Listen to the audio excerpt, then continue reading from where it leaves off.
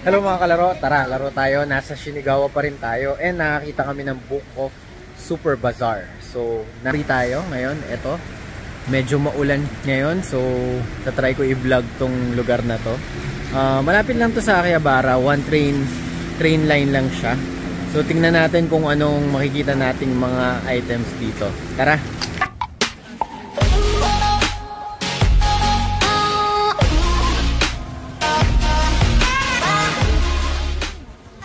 Pagpasok mo, eto, sa third floor ang ano. Tapos pagpasok nyo, merong Gashapon Capsule Station. Ayan o. Again, walang katapusang Gashapon. Ano to eh, budol tong mga to eh. As in, ang bilis makaubos ng ano. Nice. Ang bilis makaubos ng. Ang giant ano. Pang dispose to ng ano eh. Ng mga Gashapon balls. Budol tong ano eh. Ano siya, para siyang wormhole ng yen. Pag nag-start ka na, non-stop na ang ano, ang pagbawas ng pera. Yan. So ito lahat yan. Ito yung mga previously ano nila, previously na meron sila or baka currently meron sila. Sold out na. Pero kasi meron ka na yan, di ba? She wants more daw. Premium mo. So yan, ito. Ito yung ano, maliit lang naman siya, sinlaki nung atin. So isang buong store natin. So ayun yung ano, yung looban. So may card game, rather mga cards. Iba't ibang klaseng cards siya. May One Piece. Ito One Piece na area to. I think Pokemon yung sa ibang side. So ayan, isang buong section yan ng mga cards. Pasok, babatiin na kagad kayo ng napakaraming anime figures. Merong mga naka-plastic, merong mga naka-box. Ano, meron pa dito, sobrang dami. Ayan, ito yung mga naka-sale. Yung mga Ichiban Kuji, 20% off. Ito, isa mga mahilig sa mga ano, anime figure. Ito yung heaven para sa inyo. As in, ilang ano to, shelf. Dalawa lang actually dito. Pero, marami pa rin. Ayan, MHA. Ito, ang ganda, si Deku. Dark Deku. Magkano ba siya? 11,000 yen. Tapos itong mga to, meron na rin naman sa atin itong mga to eh. Master Lice Dragon Balls. Si Raditz. Master Lice. Dami. Hindi ko line pero alam mo yun, kung meron man nagko-collect ng mga ganito, I'm sure heaven sa inyo to. And 8,000, 6,000 at saka 4,600. Ayun, si Gogeta ang pinakamura. Sarap sanang mag-uwi, no? Gandang display.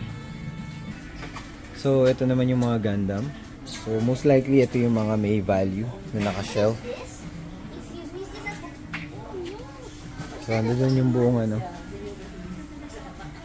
Ayan, na-amaze yung ano ko sa background. Sobrang dami daw yata ng Pokemon. I'm not sure. Let's see later. So, for now, Gundam muna. And then ano to? Hindi ko alam yung mga figures na to. Hindi ko alam tong line na to. Ayan, mga Tamiya. Ito yung Super Sentai, Ito, mura to. 700. Parang, actually 600 yen ko nabili yan. Pero kasi pinaship ko pa. So, medyo napamahal ako. Sa Philippines, nasa 200 to 250 yan sa surplusan eh. What else? Daming mga Kamen Rider.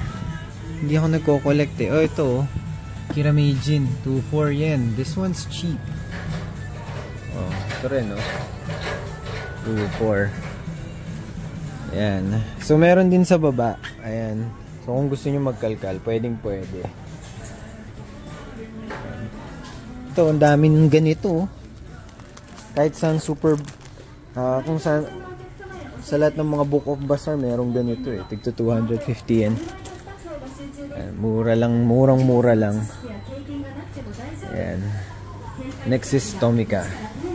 Ayan, so may hilig na mga mini cars. Sa kabila, Kamen Rider. Dito tayo ang gulo. Wala akong nakikitang Kamen Rider Black, which is yun lang ang alam ko. Ito kabo to, meron. Pero ang mahal din, no? 15,000 yen. Then yung mga CSM.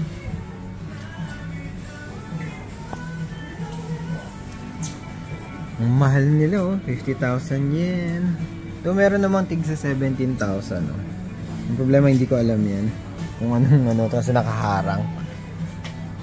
Kailangan mo munang humingi na assistance para i-check. Kamen Riders, Ultraman. Ayan mga Ultraman.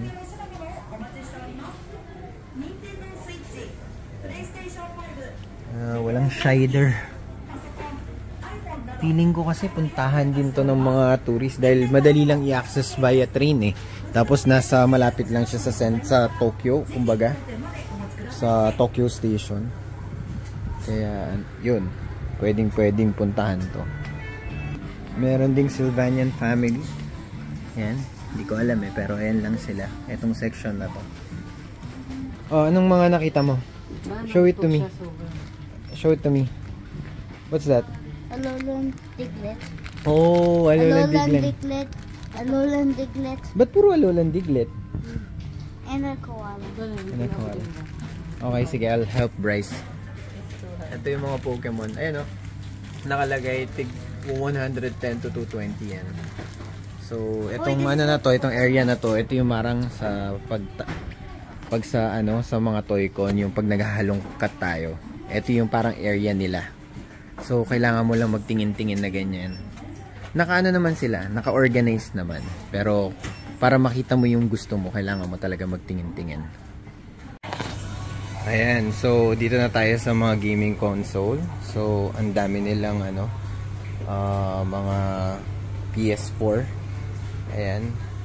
May iba naka 20% off. Depende yun sa condition nung console. Yung iba working, I'm not sure kung yung iba ano, hindi. Pero may mga note yan each. And may reason why discounted sila. So, much better kung pupunta kayo dito, meron kayong ano, Google Translate para ma-translate nyo sila. So, meron din silang bin dito. Yan, for like PlayStation, PSP. For this one, PSP, may charger. Ayan. Ang mahal yung charger, 1,300 yen. And then, may nakita ko nakaligaw dito, DS Lite, 4480. Missing stylus. I'm not sure if it's working. Ayan. And then, yung mga amiibos, nagsikalatan yung amiibos lately. Dati, ang konti. Ngayon, biglang dumami. Ito yung presyo ng mga Nintendo Switch. Na, ayan, yung red. Medyo mahal. Mas mura pa rin sa atin, I think. Basta wag lang kayong papaskam. Ito yung sa Pokemon na Switch. 23,000 yen. May 20 off pa yan. Pero mahal pa rin, mas mura pa rin sa atin. Ayun. So punta tayo sa gaming consoles, yung mga retro gaming consoles. Ang mamahal na rin nila dito. Ayan o. So ito yung mga notable ones. Si Pikachu, 41,000. Ayan. Then yung mga PSP Vita, nasa 14. Meron din silang mga nakabox na 3DS, 19,000 yen. And then may mga nakabox sila na DS Lite, 6.8 yan doon. Ito naman regular DS, 5.6.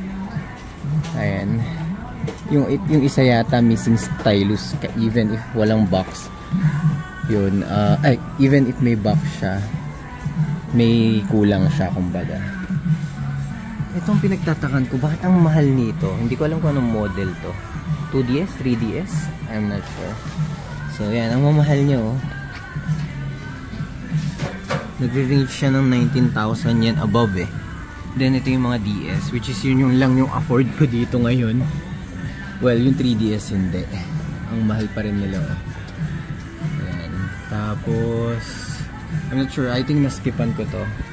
Yung Game Boy na ano, Pikachu. Or Pokemon pala. I mean, 40,700. Shucks, ang mahal. Ayan. Meron din sila ng mga bala. Oh. Merong mga naka-box, merong mga naka-loose.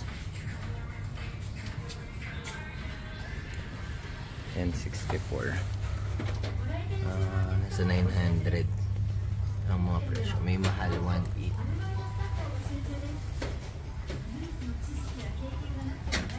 May Super Famicom 900, 800, or 1.8 pala yun, hindi 800. Dragon Quest 2.3 may 900. Yung 1 and 2 ang mahal, yung 5 mura lang.